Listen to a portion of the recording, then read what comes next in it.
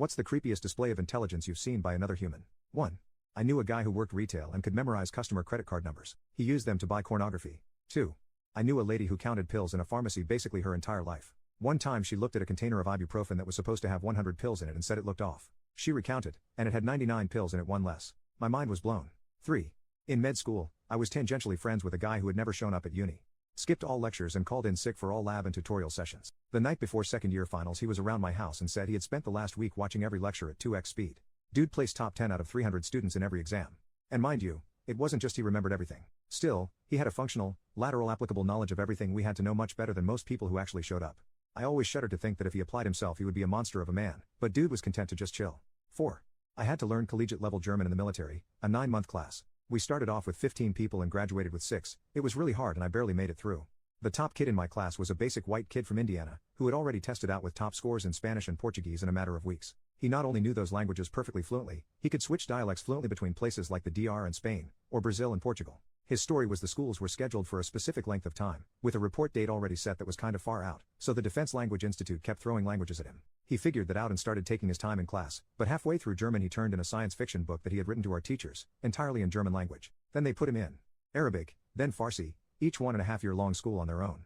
So in the 9 months I was there to learn how to read, write, and speak German, which already had an expected high failure rate, he did the same for Spanish, Portuguese, German, Arabic, and Farsi, including different dialects, accents, and wrote a couple books. Before he came he said he knew some Spanish from working construction after high school and liked the idea of becoming a linguist, but had never tried actually learning before.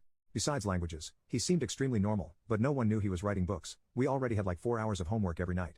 It was insane. We were friends, and I asked him his method. He said his favorite way to learn was to take songs he knew in English and then translate them into the new language. The trick was he wouldn't translate it word for word, he would learn about the people and say the lyrics how they would say it. How he figured that out I have no idea. 5. Not creepy, but my high school algebra teacher apparently had the textbook memorized. We were doing work in class by ourselves and struggling with a problem. What page and what problem number? He asked. He then proceeded to write the problem out on the board without referencing the book.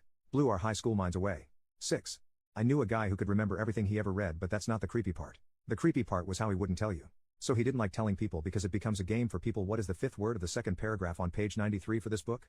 So anyway, anyone knew, he just wouldn't tell them up until they pissed him off. Then it was like a court drama. On January 16, 2007 you said that John and Jane were seen flirting at the coffee shop and, quote, oh my god, John is cheating on Mary with Jane again.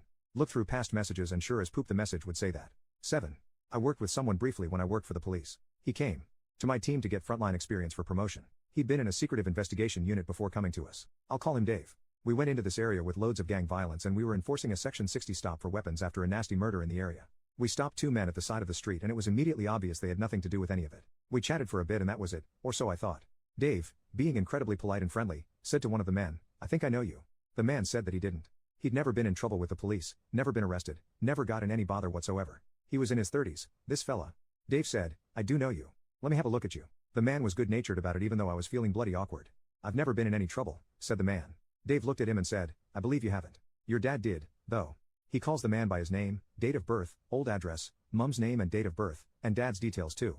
Dave says that 22 years previously, he'd attended at the bloke's house when he was a preteen because his parents were arguing and his dad was intoxicated. His dad was arrested for a minor sleep-it-off breach of the peace. He wasn't a regular criminal or anything like that. Dave had not only recognized the guy, but he'd done it from when he was a child, aged him, and remembered every bloody detail for a minor thing over 20 years previous. No wonder he was in the high-end investigation units. Genius. 8. I knew a 14-year-old who was helping his dad drywall a home.